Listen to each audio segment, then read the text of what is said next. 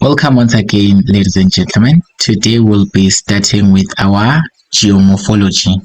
Basically, in grade 12, your geomorphology will be based on rivers. In grade 11, the geomorphology was based on mountains and topography. But now we are going to look at the flow of water, or we are going to look at flowing water, also known as the rivers. Okay, so let's start here on how a river is formed, because all of you guys probably know your rivers. In your villages, I'm sure there are rivers. So basically, you guys might know what a river is to an extent. But now we want to try and unravel the formation of a river for us to end up having a stream of water that is flowing. What actually happens? Okay, so we are going to start with the simple easiest thing that you know of, which is precipitation. So you guys now are aware that precipitation, it is any form of moisture that is being released from the atmosphere. Okay, so we can talk about rain, we can talk about snow, we can talk about hail, we can talk about drizzle, showers. All of that is types of precipitation. So basically, when it rains, we know that we are having rainfall. We are having some rainfall coming from the clouds, and then it lands here on the ground. So this is our rainfall coming from the grounds, and it lands here. It comes from the upper atmosphere or from the clouds, and then it lands here at the ground. Okay, so this rainwater, it is collected here at the ground. Where it is collected, we say that is known as a catchment area. So whenever you hear the term catchment area, it is the place where rainwater collects, or you can say that it is what can we say, but basically the catchment area, it is the area that is receiving the rainfall, the area that is receiving the precipitation. So this area where the rainfall is falling on, I don't know if the English makes sense, but basically this area where rain is falling to, or this place or this ground that is receiving the rain, it is known as a catchment area. It catches the rain. It's a catchment area. So now what happens if it happens that the rain rains, or let's just say there is rainfall. If it happens that there is rainfall, there are two things that can possibly happen. When it rains, the water can either flow away or it can sink into the ground. So these are the major processes that happen at the catchment area. All right, so basically when the water reaches here on the ground, there are two possible things that can happen. The water can either flow away or it can sink into the ground. When we say that our water is flowing away, we say that there is surface runoff, because the water is practically running off. It's like running off along the surface. It is flowing away from the place where it was raining. So basically when water rains here and you find it flowing and going to other places, let's just say, just pretend that this is my water and it flows and flows and it flows away from where it rained, or it flows away from the catchment area. We say that we're having surface runoff. Whereas it can also happen that the water can actually sink into the ground. So the water can seep into the ground, or you can say that it can sink into the ground. So when water is sinking into the ground, when water sinks into the ground, we say that is known as infiltration. We say that the water infiltrates. So these arrows that I'm just writing right now, they are showing that the water is infiltrating, or the water is sinking into the ground. So these are the two possible things that can happen if rain comes to the surface of the earth, or when rain comes to the catchment area. Let's look at infiltration first of all. Let's say that your water sinks into the ground. What happens to the water when it sinks into the ground? Basically, the water actually infiltrates through the cracks in the rocks.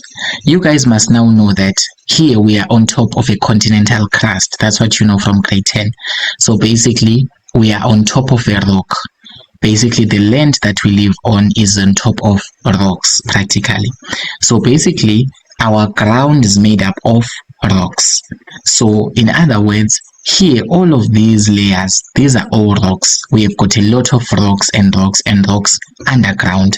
Even if you take a shovel and you start digging, you are going to see a couple of rocks because our ground has got a lot of rocks. So the water can infiltrate through the rocks, and we say that type of process, that type of infiltration is known as percolation. So percolation is basically when water infiltrates through the cracks in rocks. So basically the rocks have got cracks, means that the rocks actually allow the water to pass through them. Okay, so basically when rain is coming there and then we have got a collection of water there, our rock is something like this, and then it has got a cracks, or you can say it has got joints. So it has got cracks and joints, and you know that water can be able to sink in through those cracks and be able to go down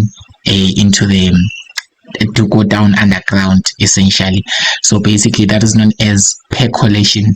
So percolation simply means that the water is actually passing through, or it is infiltrating through the cracks in the rocks, because those rocks, they have got cracks, and those cracks actually allow the water to sink in, or it allows the water to infiltrate through. So whenever they ask you of percolation, this is water infiltrating through the cracks in the rocks. Now let's say the water now sinks and now reaches below the surface. Now once water is below the surface of the earth, we say it is now known as groundwater. So remember, the surface of the earth is the ground, right? Wherever we are at the ground. So basically this is the ground. Let's just say this is your ground. That's the surface of the earth. So now when water now sinks and it goes underground, so when now water is now going underground, or it is sinking underground, we now say the water found underground is known as groundwater. So whenever they say what is groundwater, define groundwater, or they give you some terms, you are going to say that groundwater, it is the water that is found below the surface of the earth, or you can say that it is the water that is found under the surface of the earth or under the ground, anything like that. So first, remember, the water was coming from the clouds, but because it infiltrated through the rocks, it has now gone underground. Now we call it groundwater. Is that clear, Great Charles?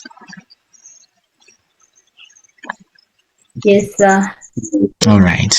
So now the toppest level of groundwater is known as the water table. So now this groundwater, as it goes down under the surface of the earth, it collects. So this is all groundwater. I tried my best to make a beautiful diagram here. I made this diagram last year for the 2025 metric, so I thought I would use it again. So basically this is underground water. This is groundwater actually. All of this region painted in blue, it represents the water that is collected. It is collected underground. It is now known as groundwater. So the toppest level of this groundwater, or the toppest position, the toppest level here, where this groundwater ends, here it is. This line here, can you see the line, guys, that I'm showing here? This is the line where the groundwater ends. Do you guys see it? The line where the groundwater ends here, Yes, the toppest level. Yes, so this is the toppest level of the groundwater. So the toppest level of the groundwater is known as the water table. So we say it's known as the water table. It is the toppest level of groundwater. Now, how do you know the water table, or how do you know how deep the water table is? If you guys have ever lived in rural areas, we use wells to get water, or we use boreholes to get water. So basically, for us to be able to reach water, we have to reach the water table. So when we are digging down the ground and we keep on digging, the moment we reach the water table, we'll start being able to see groundwater there. That is how boreholes are made. So basically, for us to be able to drill a borehole, we need to first know the water level or the water table. Where is the water table? What is the toppest level of the groundwater? Let's say, for example, the toppest level of the groundwater for this scenario, it is 2 meters. So it means if I dig 2 meters, I'm going to start seeing some groundwater.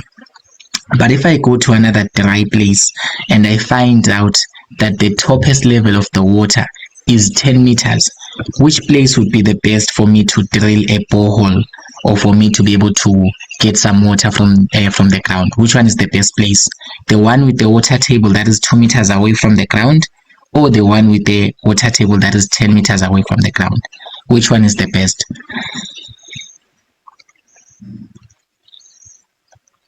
Yes, Sam?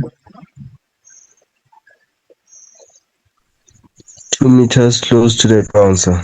Yes, so 2 meters close to the ground is the best. So the water table is a very good feature for us to know, because it helps us to know how far is the water, how far is the groundwater from the ground. It is the toppest level. So this toppest level here is known as the water table. It is the toppest level of groundwater. So know how to define a water table as well. So this is our water table. That's the toppest level of groundwater. Remember, the groundwater is the water that is found under the ground, right? So basically, the upper level or the toppest level of that groundwater is known as the water table. Now we are done with basic infiltration concepts. What if the water does not sink into the ground? We say that there are two things that can happen, guys. The water can either sink into the ground, or it can flow away from the catchment area, or it can flow away from where it collected, right? So when surface runoff occurs, basically the water can actually flow between rocks and soil. Okay, so if it happens, let's just look at how the water can flow, right? So if it happens that the water infiltrates, right? So the water infiltrates, or the water gets into the ground, it can still flow, but it can flow underground. So it can flow underground. So these arrows here, I don't know if you guys can see these arrows properly, but we're having arrows here. Do you guys see the arrows? These blue arrows underground, these blue arrows here. Can you guys see them? These blue arrows showing water that is flowing underground. Are you guys able to see that? Yes, sir. Yes, exactly. So basically, water does not only flow on the surface of the earth, the water can also be able to flow between the rocks and the soil, but underground. This is not the same thing as percolation, guys. Remember, percolation, the water, it is infiltrating through the cracks of the rocks so that it can get underground. But now, with this groundwater flow, it simply means that we're having water that is under the ground and it is flowing between the rocks, or it is flowing between the rocks and the soil. So this is known as groundwater flow. You guys already know what the groundwater is. It is the water that is found under the surface of the earth. So the flow of this water, which is under the ground, or the flow of this water, which is under the surface of the earth, is known as groundwater flow. It's pretty clear concept. We can also have an overland flow. So the water can choose to flow over the land. If the water did not infiltrate, the water actually is having like a surface runoff, right?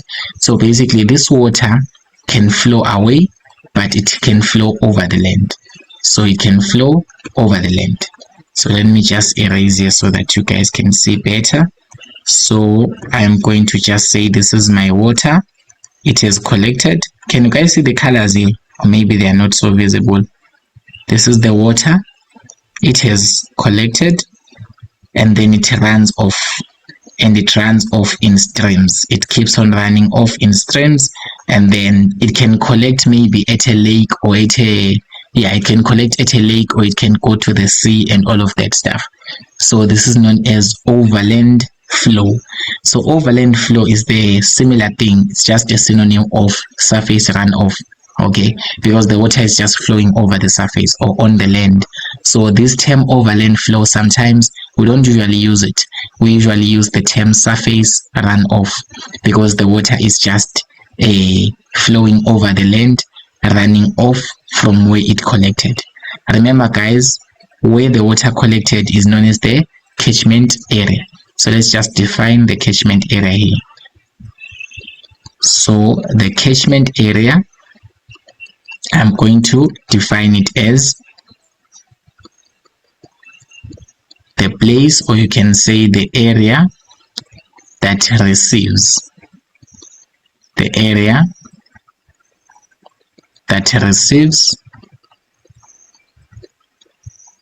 precipitation. Let's just say the area that receives precipitation, or you can say is the area where precipitation collects. So precipitation here, we're trying to generalize things because we can have rainfall, we can have drizzle, we can have showers, we can have different types of precipitation, but basically the area where that precipitation collects, it is known as the catchment area.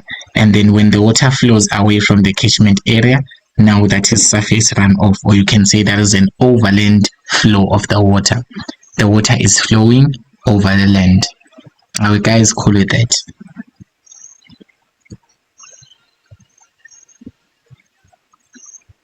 Yes, sir. All right. So now there are certain factors that we need to consider that affect the infiltration of water, or there are certain factors that also affect the surface runoff.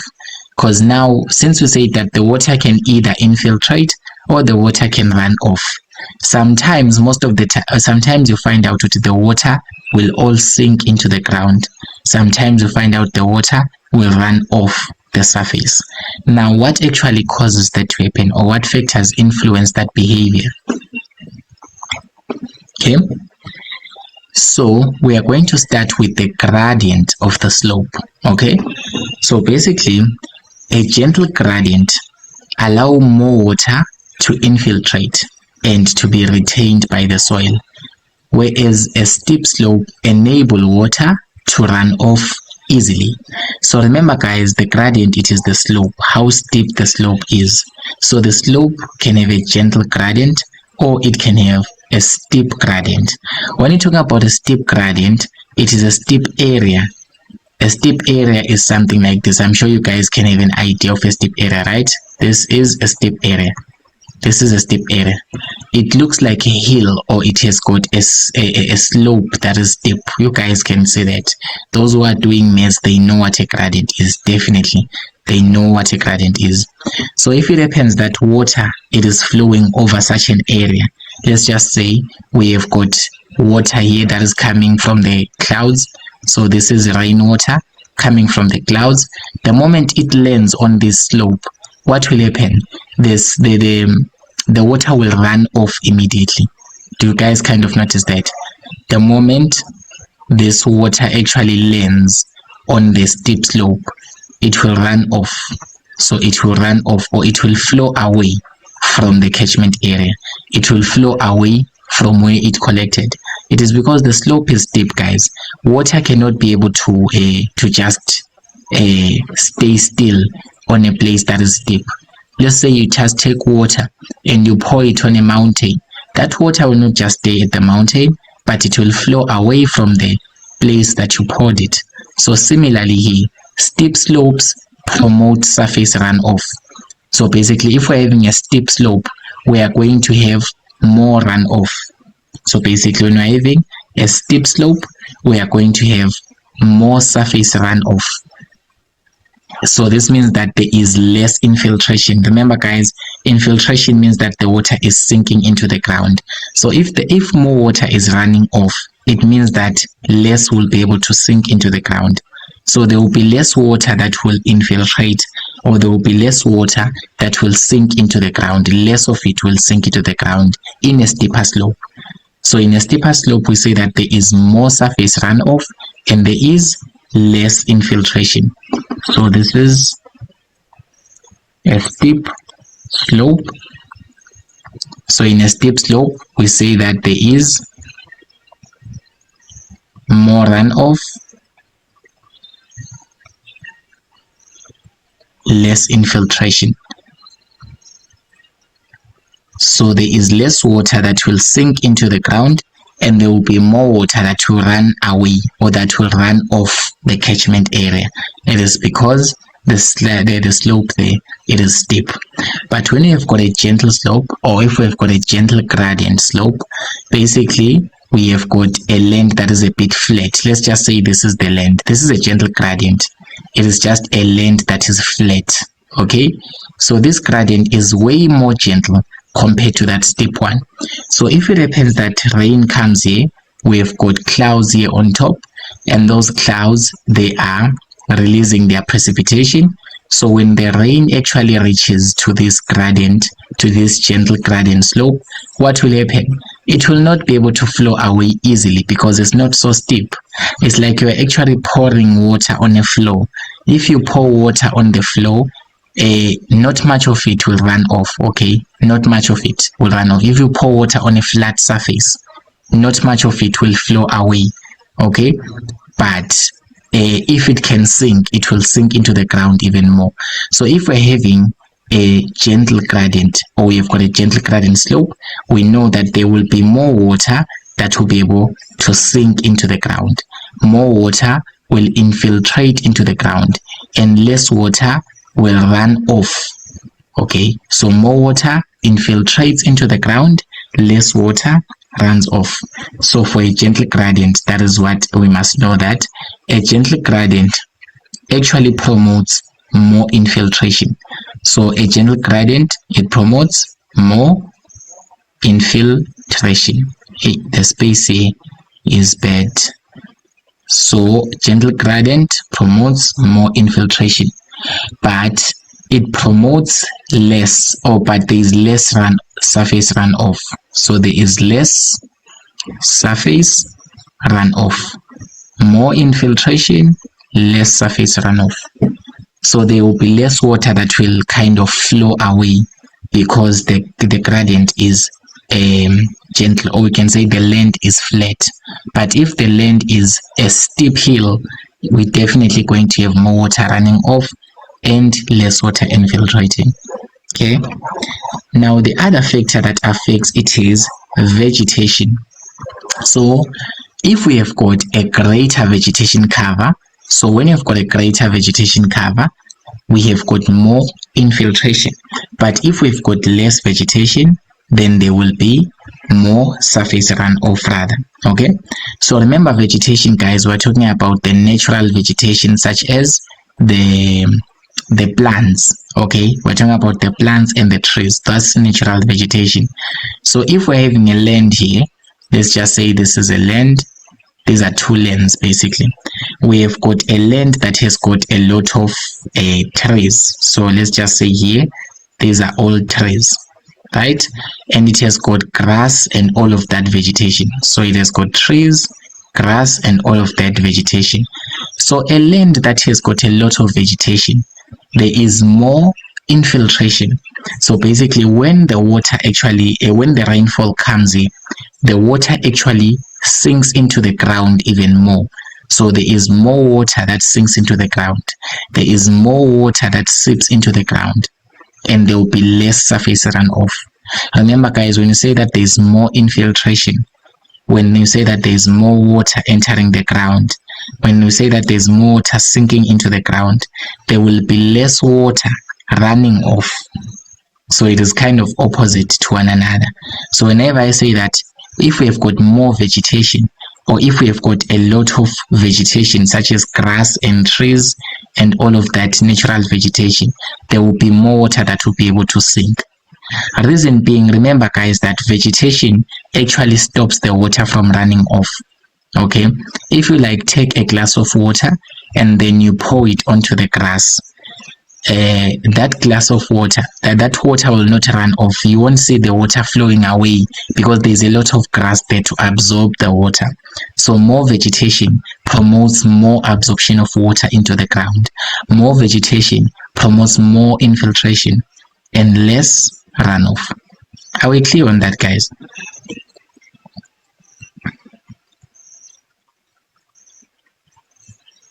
Yes, sir. Yes, so we've got more infiltration, less surface runoff. Whenever I say more infiltration, you guys must already know that there is less surface runoff here. But now, if your place is not equipped with a lot of vegetation, means that maybe you are just having a flat area with not so much vegetation. Let's just say there's no grass, there's nothing. Let's just say this is a pavement that is made up of concrete. Okay, can I please ask guys, if we've got a pavement that is made up of concrete, does water sink into the pavement?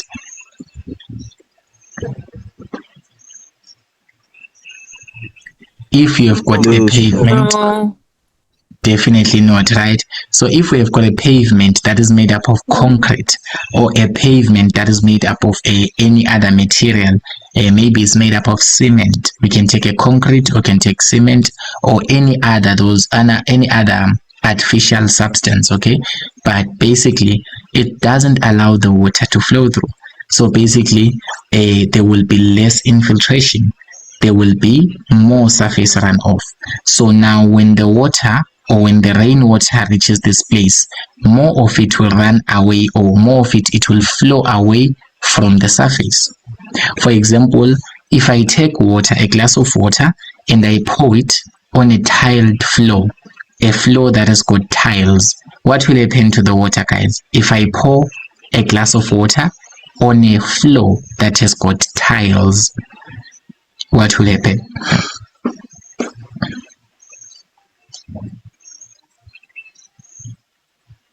Guys, don't you like by mistake pour a glass of water on your floor, the one that has got tiles? What happens then?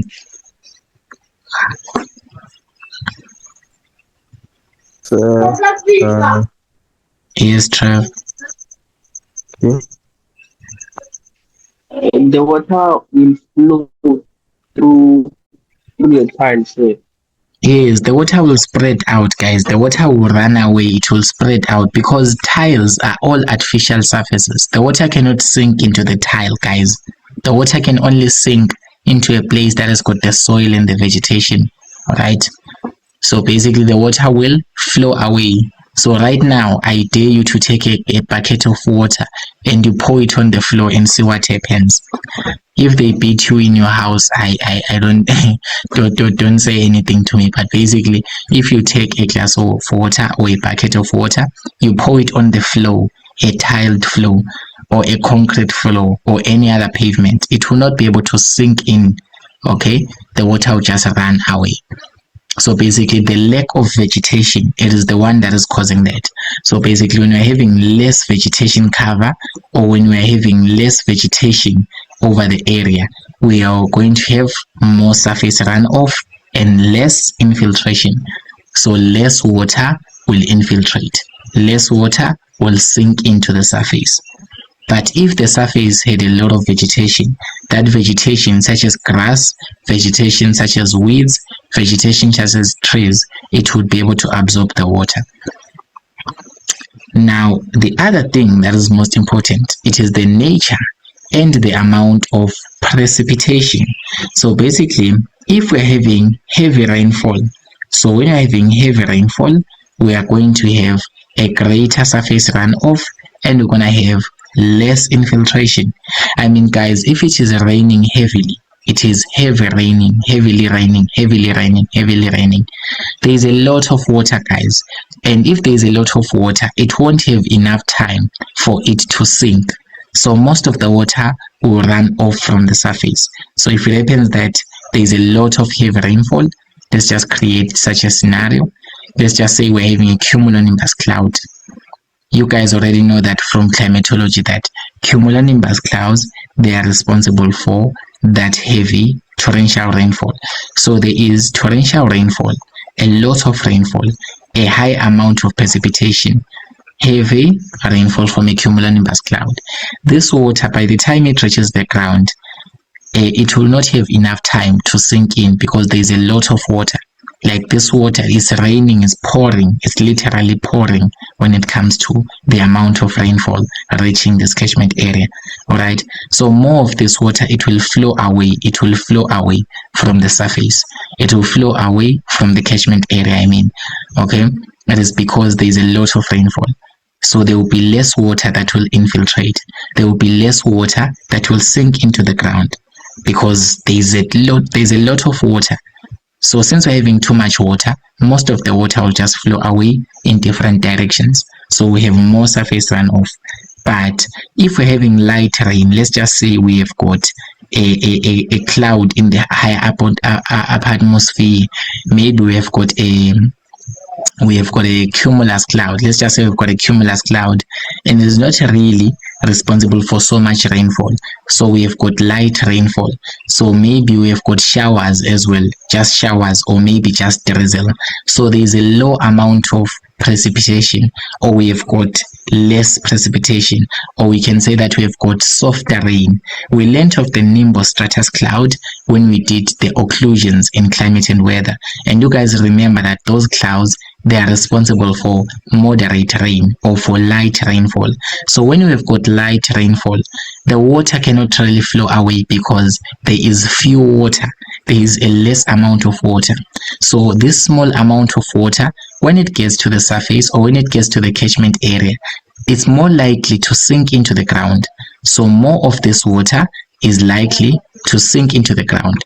So when we are having a lot of rainfall, or when we are having a higher amount of rainfall, we are going to have more runoff and less infiltration. What's this doing, Manj? Okay, so we're going to have more runoff and less infiltration. But if it happens that we've got light rain, we don't have that much rainfall, we are going to have more infiltration and less surface runoff. So here I'm just going to complete and say that this is more runoff, more surface runoff here. Here we're gonna say this is more infiltration. So when there is light rain, all of this precipitation, light precipitation such as showers, you know guys, where when it's showers, it's not really that much, it's not really rainfall, guys. It's like small tiny droplets of rain there. Those are showers. Okay, so most probably that water is going to sink into the ground because there is less water for it to be able to flow away. One more thing, the moisture of the soil plays a role as well. So the soil can be wet or the soil can be dry. Usually after heavy rainfall, the water is wet. After heavy rainfall, the water is wet. But after light rainfall, or let's just say maybe if it doesn't rain for a long time, the soil becomes dry. Okay, the soil can become dry. All right, so basically dry soil absorbs more water. So basically dry soil, when your soil is dry, let's just say it has been very hot for long, let's just say there's been no rainfall, maybe let's say which season, but let's just say there has been no rainfall, completely no rainfall for a long time. Now the soil becomes dry, okay, so the dry soil is able to absorb more water and is able to reduce the stream runoff. You can say it reduces the surface runoff because when the soil is dry, it is more ready to accept water than wet soil. If you go, for example, guys, take a glass of water and then go to a dry land, pour that glass on top of a dry soil, and also take the same glass of water and pour it in a wet soil. Let's just say the soil that is found closer to the rivers. You see it is wet, it is muddy, or it is wet. Even if you pour that water, it won't sink in easily because the soil is already wet. Okay, but if the soil is very dry, if the soil has got less moisture content, meaning that it is very dry soil, then we are going to have more infiltration. So you're going to have more infiltration. This is more infiltration because this dry soil absorbs more water. But if you go to wet soil, if you go to muddy soil, soil that has got water already, soil that has got already high moisture content, soil that is already saturated with water, this one would have more surface runoff because the water cannot sink.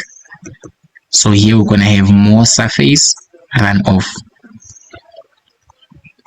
So when the soil has got a lot of moisture already, when the soil has got already a high amount of water in it, we say that we're going to have more surface runoff and less infiltration. Let's look at the last factor that is affecting surface runoff and infiltration. In this case, we are going to look at permeability. Okay, so the rock with high permeability and high porosity allow for more infiltration. Remember guys, when I talked about percolation, I told you that basically when water is infiltrating, it actually infiltrates through the cracks in the rocks. Okay, so basically when water is sinking into the ground, because the ground, it is made up of the soil and some rocks, those rocks have got cracks. So when water is able to infiltrate through those cracks, we now say that percolation is taking place, or percolation is happening. So if it happens that the rock has got high permeability and high porosity, it means that there will be more infiltration. So let's just say, for example, this is going to be our ground. So this is the ground, or this is the surface of the earth. So this is the ground, or this is the surface of the earth. So on one side of the surface of the earth, I'm going to draw some couple of rocks, right? So we're going to have these rocks that are making up the ground. These are the rocks that are making up the ground. These are the rocks, right? Because basically the surface of the earth has got the ground that is made up of rocks and soil. Okay, so let's just say these rocks that we have at the beginning, they are porous, or these rocks that we have at the beginning, they've got a high porosity. The term porosity simply means that it has got holes, or it has got pores. When I talk about pores, guys, it's just holes where water can pass through. So these are just holes, or you can say this is the same thing as saying the cracks. So these are the holes and the cracks where water can be able to pass through. Okay, so now if it happens that now rain comes, right? When it is now raining, right, this is our clouds there, it is now raining, so when rainfall reaches such rocks, because these rocks have got a lot of pores, or because these rocks have got a lot of open spaces, because pores are just like holes that allow something to pass through. So in this case, because these rocks has got a lot of cracks, has got a lot of pores, there will be more water that can be allowed to pass through, because water can enter, or it can flow, or it can infiltrate through these pores.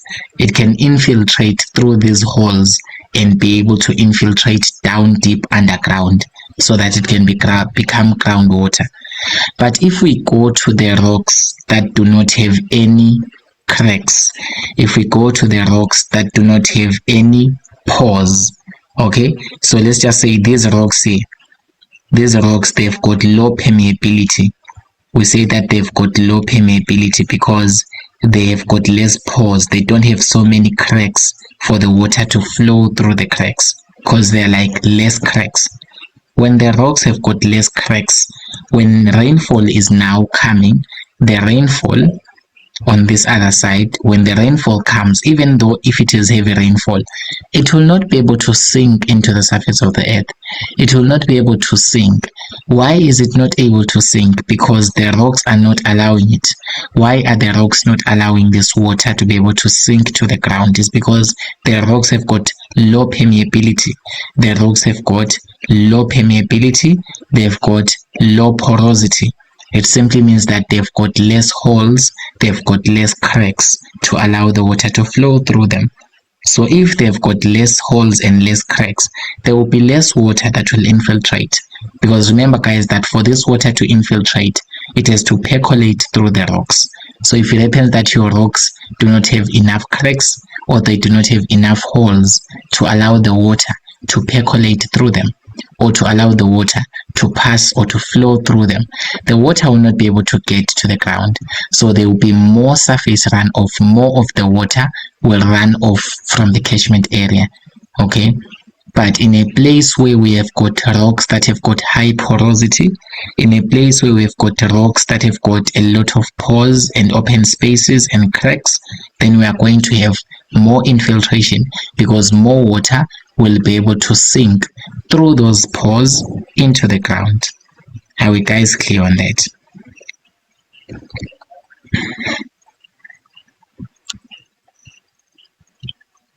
Yes, Kopana. Sir, I have a question, right? Yeah. Okay, so I just want us to go a bit back.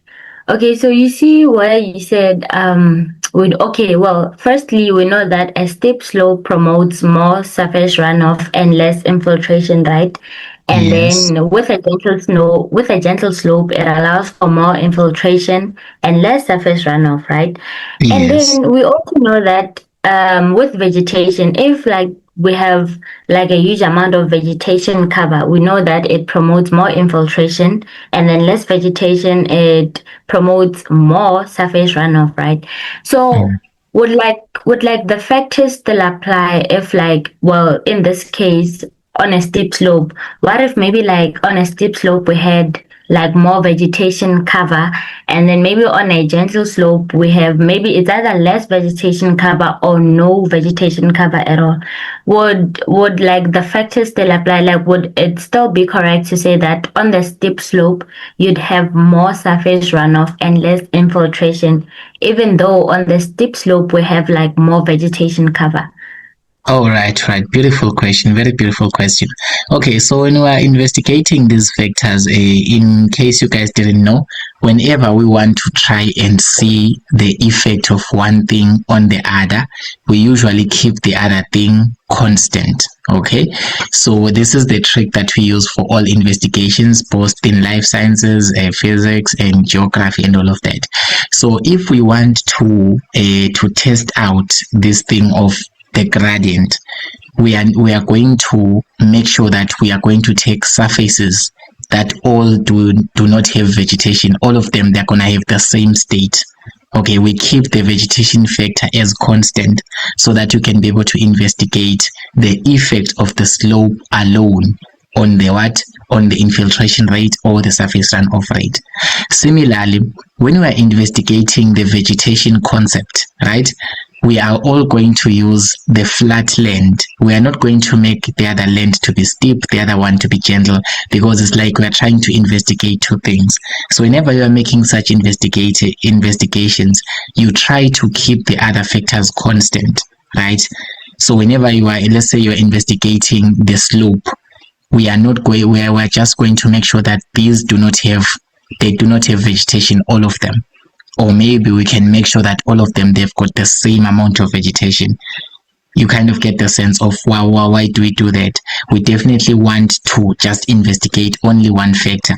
So now for your questioning, they will never give you a scenario whereby you are going to have a steep slope and there's a lot of vegetation on the slope. Okay, most of the times, why don't they do that? Is because they want you to be able to understand the effect of a steep slope alone without the vegetation factor. They will not put all the factors at one. Let's say maybe they mix up and say, we have got a land that is steep and it has got a lot of vegetation, and then it has got soil that is dry, and then it is going to have rocks that are permeable. They will never give you such a scenario. It's because for us to be able to investigate these factors, or for us to be able to find out how these factors affect runoff and infiltration, we ignore all the other factors, or we keep them all constant so that you can only investigate one of them. So I hope that kind of gives you an idea on why you will never mix up those two. Does it? Okay, sir, understand. Yeah, that's what we do in investigations. We keep other factors constant, although they can have an effect, but we keep them constant so that you can only investigate one thing.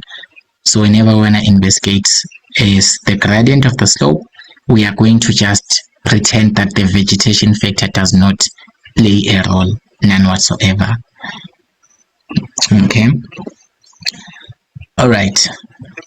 So now that you guys are equipped with the concepts of infiltration, surface runoff, and all of that, let us now look at the river system, because this is all about the geomorphology of rivers. We need to know, for us to end up having a river, like the rivers that you have in your villages, what actually happens? How do we end up having a river? First of all, a river is just flowing water, guys.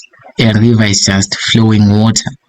So now as water flows, or as we have surface runoff, we actually form small streams known as tributaries. Okay, so let's just remake our scenario and say that we have got, these are our clouds.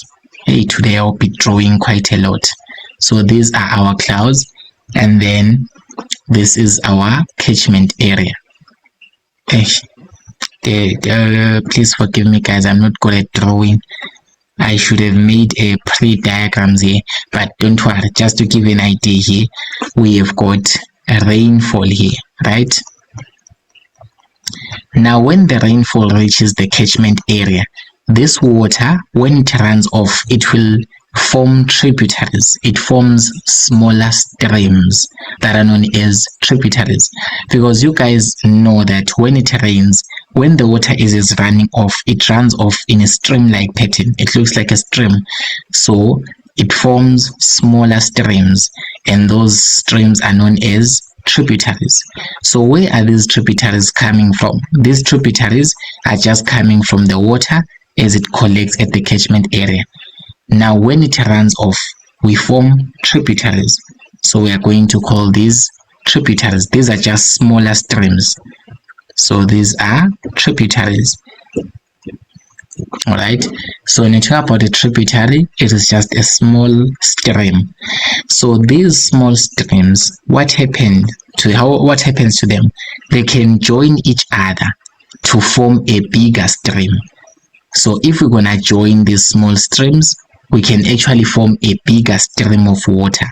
Alright, so basically we start with rain that is falling. So we have got rainfall, and our rainfall here is onto a catchment area, and then now surface runoff is taking place here. This is surface runoff that is taking place, and when surface runoff is taking place, simply means that we are now having tributaries. Tributaries is just streams of water, just smaller streams of water. You will likely see a stream of water after rainfall. Usually when it rains, you are going to see the water flowing away in a stream-like pattern. Those are known as tributaries. And then now when they join, they form a bigger tributary. Okay, and we don't call it a tributary anymore. They form a river.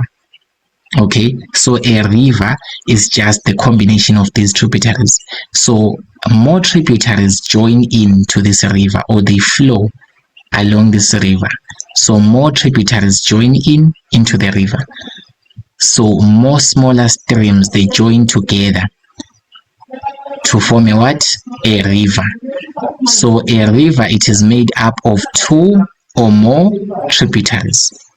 Tributaries are just smaller streams. Tributaries are just smaller streams. Where are these streams coming from? From the water that is collecting there, or from the rainfall collecting at the catchment area. And then now what happens? They will start flowing, and they can combine, and they can join with one another. So as these streams are flowing, they join with one another to form one big stream known as a river. So the river is just a combination of multiple streams, or it's a combination of multiple tributaries. Combination of multiple streams, or combination of multiple tributaries. So basically we say what? We say that tributaries, they join to form a river. So now the river, along with its tributaries, is known as the river system. So whenever we talk about a river system, it is the river with its tributaries all together. We call it a river system. Remember guys, a system is a combination of two or more things. So in this case, the combination of a tributaries, or these smaller streams, with the river itself is known as a river system. So this is how a river system looks like. So this river system has got a couple of tributaries as well as the river itself. So let's look at here. This is the label written tributary. Do you guys see the smaller stream, this tributary here? Can you guys all see it?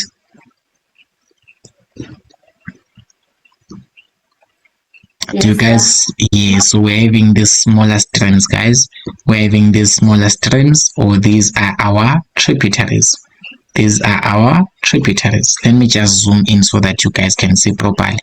Okay, so we're having smaller streams and we call them tributaries. We call them tributaries. So let me just highlight even more so that you guys can see them. So this is a tributary, this one is a tributary, all of these are tributaries. This one is a tributary, okay, this is another tributary there, okay, and these tributaries, they do what? They join together. They join together, so the water is flowing here and then it joins in together to form a river. So this is the river, it is flowing down the slope. This is the river, it is flowing down the slope. Do you guys kind of see how a river it is made? Yes, sir. Yes, so we are having a river with its tributaries. The combination of a river with its tributaries is known as the river system. So this is known as the river system. So let me just clear that, and yeah, so whenever we talk of a river system, it's a river together with its tributaries, right? So now the river has got quite a couple of features that you guys must take note of. Okay, so first of all, the entire place is known as a drainage basin. Okay, when we're talking about a drainage basin, what are we talking about? It is the entire place itself, the area where the river is draining. Okay, this is where the area where the river is found, the place or the location where the river is found. The entire demarcated area here where the river is found is known as a what? A drainage basin. So this is a drainage basin. This is a drainage basin. So a drainage basin, whenever you want to define it, a drainage basin, it is the area drained by a river. It is an area that is drained by a river or by a river system. Let's just say here, let me just write it down. So we are defining a drainage basin. This is an area that is drained by a river system. Let's just say by a river system.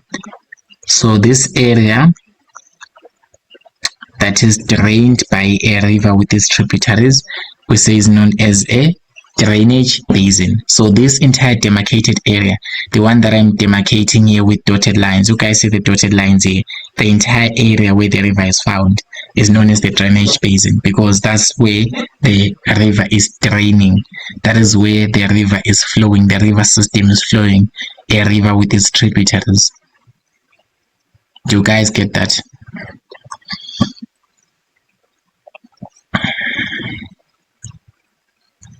Yes, sir. Okay, so now there are fewer features of the river that we need to look at, right? We need to look at okay, I've defined here the drainage basin is the area through which a river flows. Okay, yeah, I just defined it twice, but you guys know it, right? So now let's look at the features of the river. All right, so a river has the following features, starting from the source. So the river has a source. A source of a river is where the river originates. This is where the river begins. This is where the river starts. This is where everything starts. Okay, let's just look at our previous diagram of a river system. So in our previous diagram of a river system, this is the main river here. Let me just show it again. This is the main river here, and then its source here, it is pointing here. This is the source of the river. So the source of the river, it is this place here where the river originates. This is where the river is originating. This is where the river is originating. So you can see that the river originates in a mountainous area. So that's one thing that you need to know about the source of the river. So the river originates in a mountainous area. It is because of the slope, guys. Remember that water can only flow better, or we can only have better surface runoff if it happens that the area has got a steeper gradient. So basically the river flows usually from a higher lying area. Okay, the river flows from a higher lying area, or it flows from a mountainous area, or you can say it flows from an area that is found on top of a mountain, or it is found on a higher altitude. So these are the mountains. When rainwater collects here at the mountains, so let's say rainwater here is coming from the clouds. When the rainwater collects here at the mountains, that's where the river begins, because this water will just run off, forming a what? Forming a river. Now the tributaries will start joining in now into this river, but this main feature is our river here. So the source of the river, it is where the river originates. This is where the river begins. This is where the river starts. Do you guys see that? Are we together, guys? Ladies and gentlemen, are we together?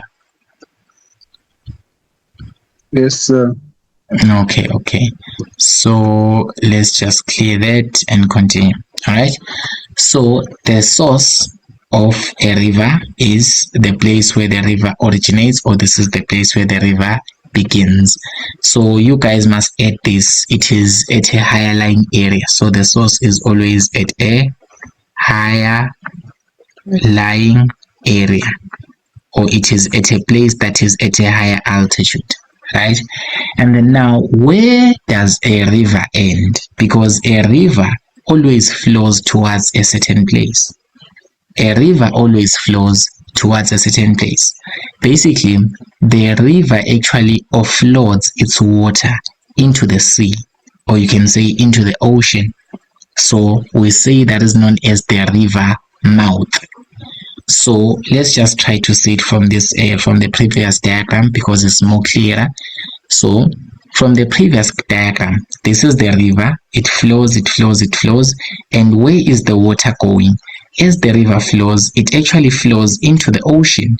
So all the rivers, they flow into the ocean, or they flow towards the ocean. Do you guys kind of get the sense? Yes, sir.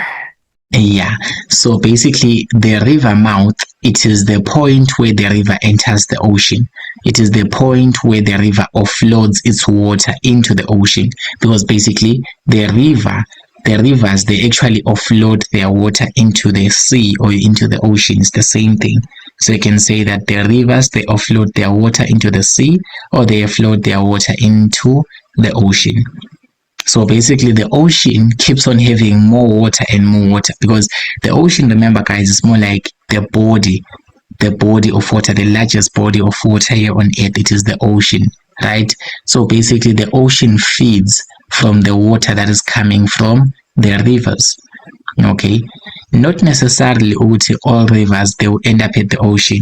I often make this joke and say some of your rivers will only end up in your villages. They won't be able to reach the ocean.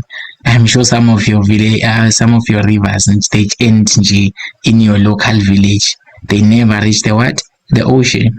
But hypothetically, we're trying to say that a river, just generally a river, it flows from a high-lying area, and it always goes towards the ocean.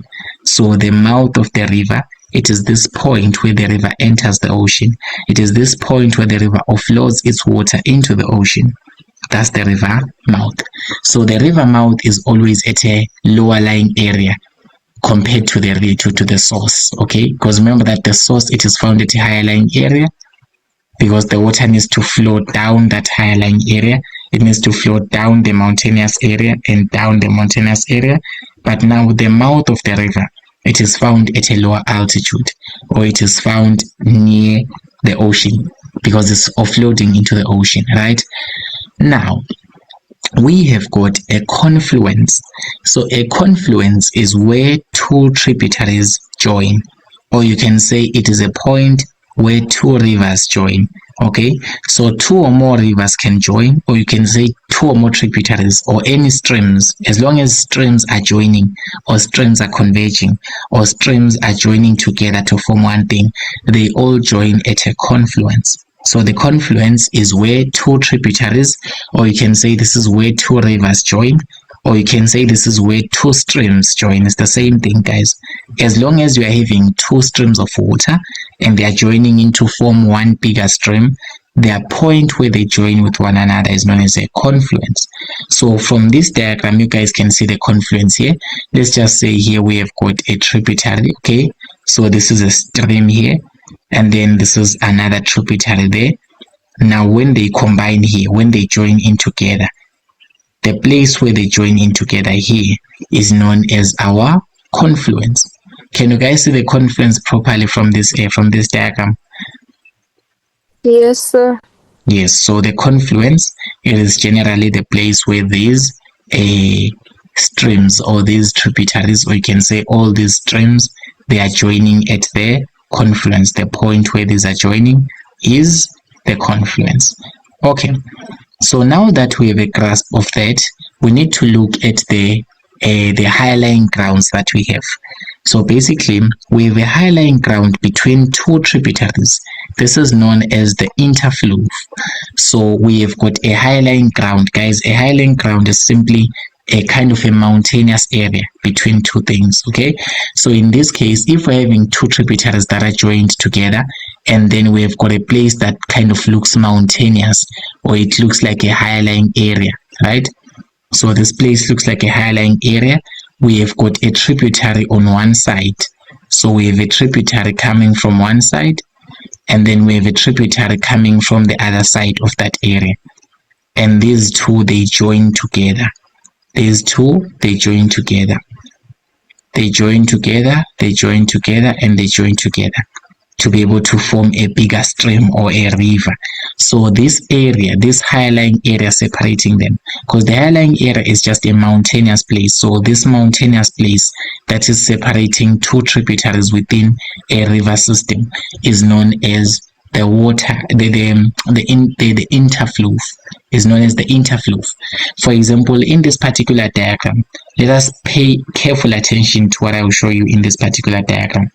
So we have got this tributary that is coming from the source. Do you guys see the tributary that I'm highlighting in green coming from the source of the river?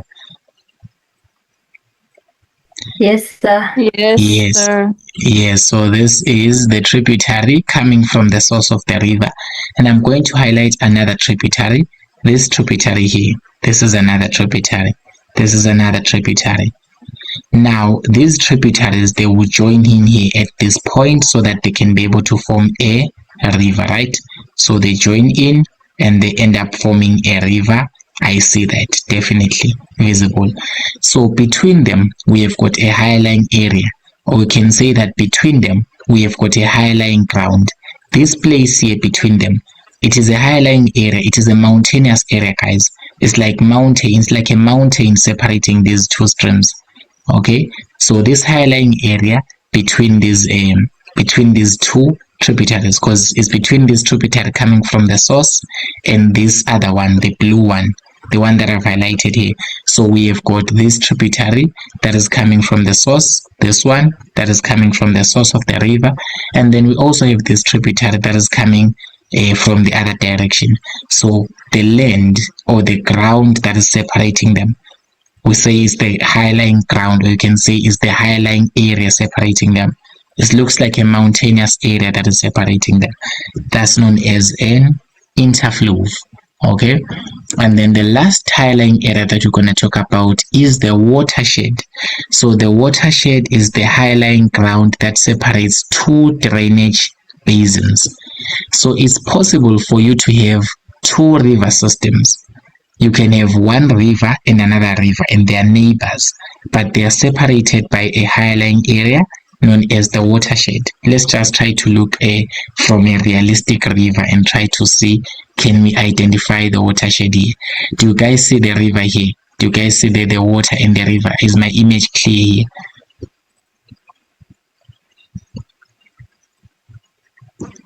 Yes, sir. Yes, so this is my my river here. This is my river. This is a realistic river. We're not only using models. This is a realistic river. It shows that it's a river, right? So tributaries are all flowing down this high-lying area. All of these are tributaries flowing down this high-lying area. They join in to form this bigger river. So you can see that here we're having this high-lying area here. This high-lying area, it looks like a mountain. It's a mountainous place. So this mountainous place, it is the one that separates this drainage basin from the other drainage basin. So it can happen that you have got another river on the other side. It can happen that there is another river on the other side of this one.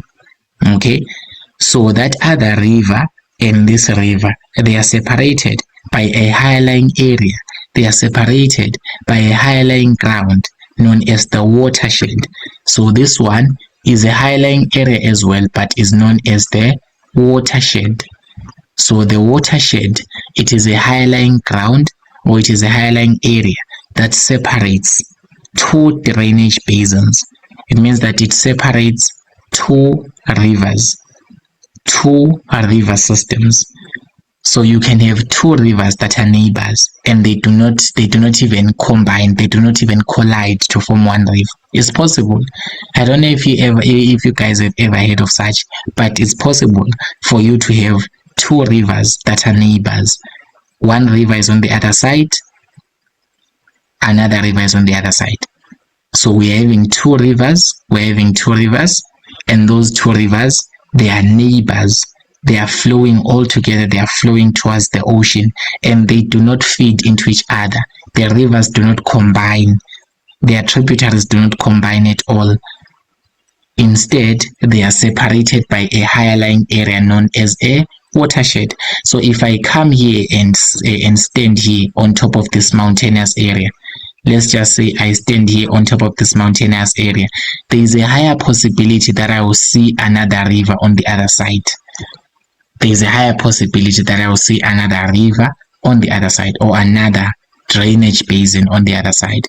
So this high-lying area, or this mountainous area, this high-lying ground separating drainage basins, separating two or more drainage basins, is known as the what? Is known as the watershed. So know how to differentiate, guys, between the watershed and the interflow. Those two are different from one another. Okay, the watershed, it is separating two drainage basins. This is like separating two river systems. They are rivers that do not collide, they are rivers that do not combine, they are rivers that do not even have any interaction, but they are separated by this high-lying area. They are separated by this high-lying ground that we find here, the watershed. But the interflow, it is a high-lying area, but it is separating two tributaries. It is separating tributaries that will join with one another. So there is a difference between a watershed and an interflow. All of them, they are high-lying grounds. All of them, they are high-lying area, I agree. All of them, they are mountainous places, or they are high-lying areas. But the interflow separates tributaries, and we know that tributaries, at the end of the day, they will join in together to form a river. So tributaries will join in together to form a river, but between them we have got a high-lying area known as an interflow. But as for the watershed, it separates two different river systems. It separates two different drainage basins. Am I clear to you, creators? Is a Kopana? Sir, can you please go back to the previous slide? I want to ask a question. Yes, ma'am. Is it this one? Yes, that one, sir. Okay, Yes. so I want to ask, right, would the, wait, let me see. Oh, yeah, would the high-lying area between the tributary that's like just next to the word interflow and the one that's like beneath the interflow, would that area be considered as an interflow as well? The highlying area, okay, can you please just repeat which two highlying areas are we considering here? The area between the tributary that's like just underneath, just below the word interfluve. You see that tributary that you marked in a blue highlighter? Yes, this one. Yes. And then the one that's just like underneath that tributary. Basically the ones that's like close to the ocean. Okay. Well, basically, as long as that highlying area is separating two tributaries, okay, we can say it's an interfluve. But it's a bit tricky for this one because I cannot really see the other tributary, okay, besides this one that I highlighted in blue. Okay, the other tributary is not really on the other side of this highlying area. But basically, for us to be able to say it's an interfluve, we usually consider having two tributaries on either sides of that highlying area. Then now we can say it's an interfluve. Whenever they show us, or whenever they point to an area between two tributaries and they say it's a highlying area, it has to be an interfluve. But not all of the highlying areas can be considered to be interfluves. As long as you don't see two tributaries on either sides of both of them, you cannot really say that. And whenever they give you questions, they will definitely make it clear for you to see here, this highlying area, it is surrounded by two tributaries on its either sides, on one side and the other side as well. They will definitely make it clear, just like the pointers here in this particular diagram. Copper. Oh, okay, sir. Yeah, don't worry, they'll definitely make it clear. You guys are going to do an activity and you guys will see definitely how this is. You guys will do exercise 1. It's just selecting the correct answer. You are matching column A with column B, and then exercise 2, you do from 2.1 until 2.1.8, 2.1.1 to 2.1.8. You are just matching the concepts with the letters, and then 5.1, you are also doing a similar thing. You are giving one term for each of the statements. Yeah, this is enough to cover all of the concepts that we've talked about in all types of formats.